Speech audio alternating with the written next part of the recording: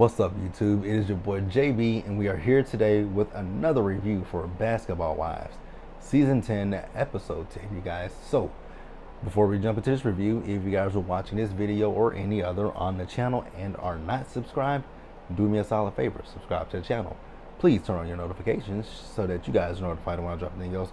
Share the video, you guys, and with that out the way, without further ado, let's discuss Episode 10 of Basketball Wives, shall we? So this episode, it opens up and we see Jennifer. So Jennifer went down to Elgin Charles's business because, you know, Jennifer wants to do she's doing her hair care line. So she's talking to Elgin Charles, and, you know, she's asking, you know, she's telling him that she's going to start a business. Then Brooke came in, and, you know, she and Brooke were talking about her event that she's going to be having. So she invites Elgin to her event. He says he will come. So then Brooke and Jennifer sit down. So Brooke asks Jennifer, are you going to invite Jelani? And Jennifer says, yes, I am going to invite Jelani. You know, things with her and Jelani are going swimmingly. Okay. You know, Jennifer, despite the fact that I've never been a big fan of Jennifer, it's nice to see her with a guy that seems like he's into her, because, I mean, you guys remember what happened with Eric when Eric tossed that drink in her face.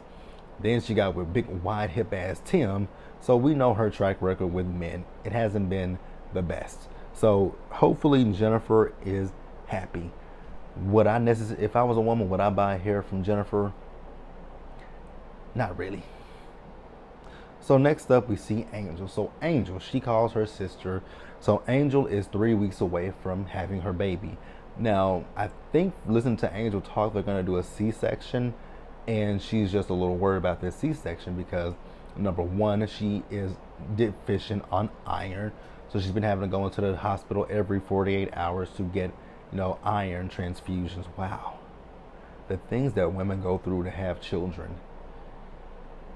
And then they overturn Roe versus Wade.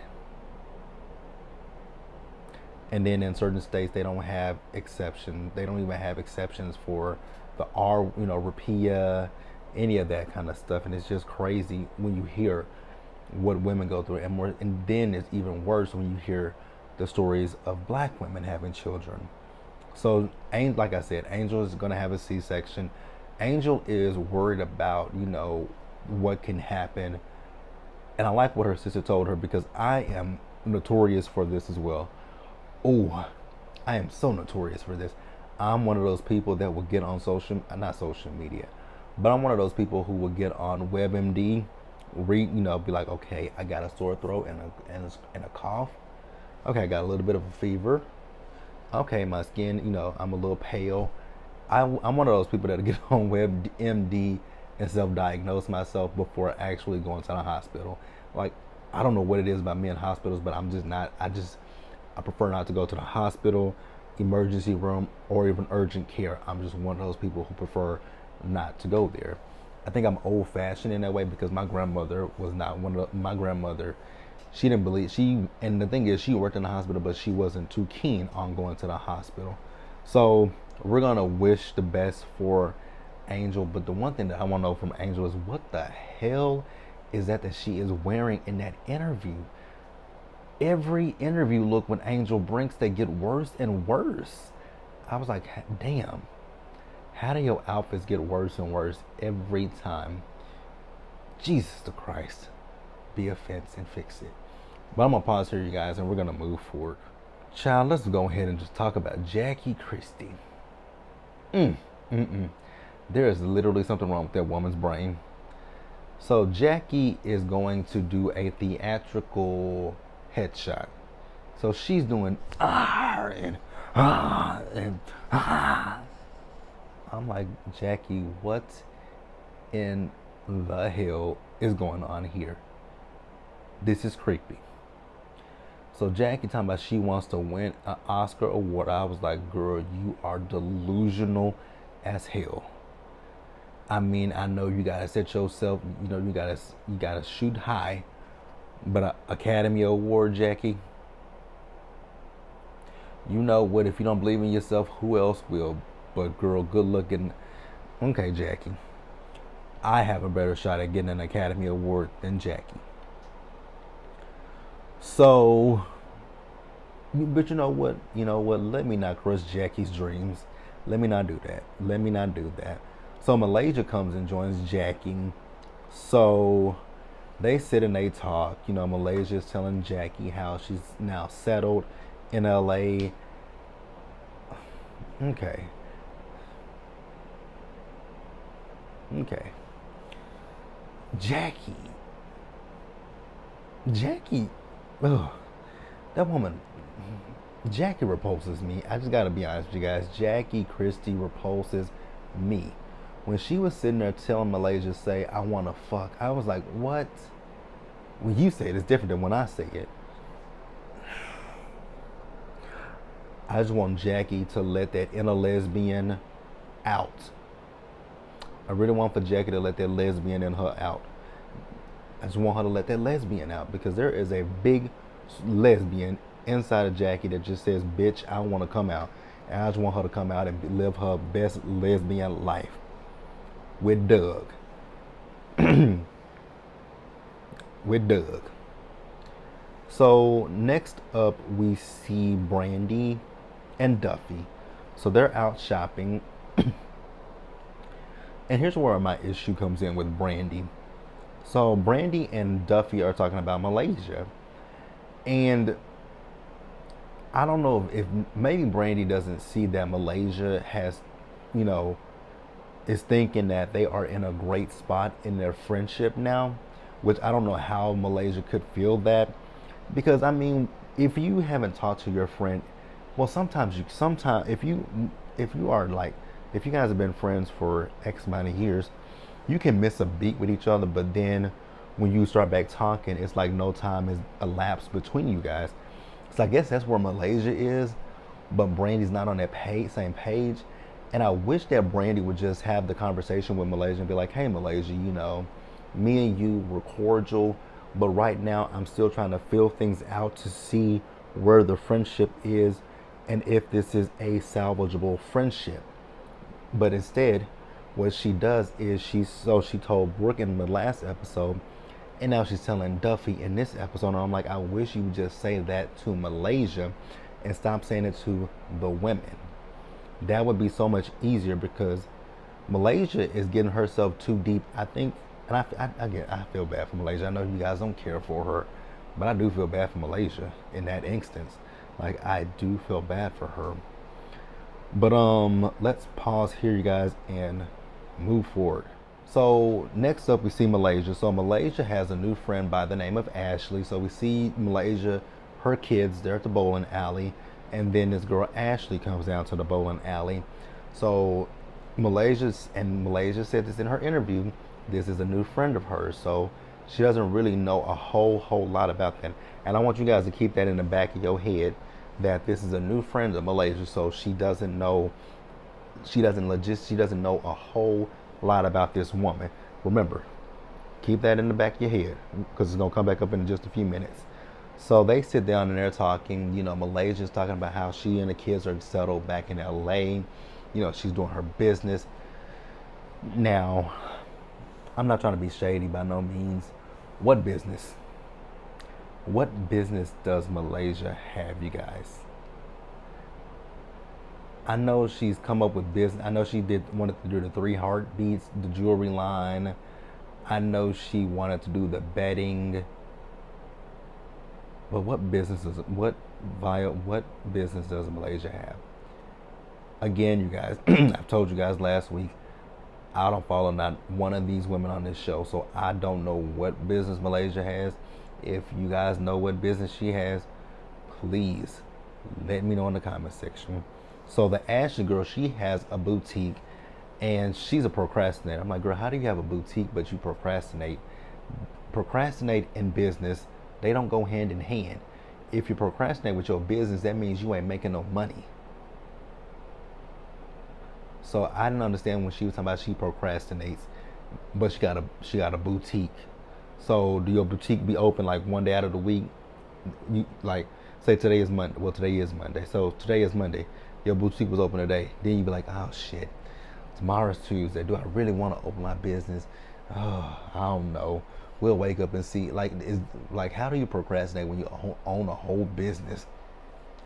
It's giving very much so Instagram boutique.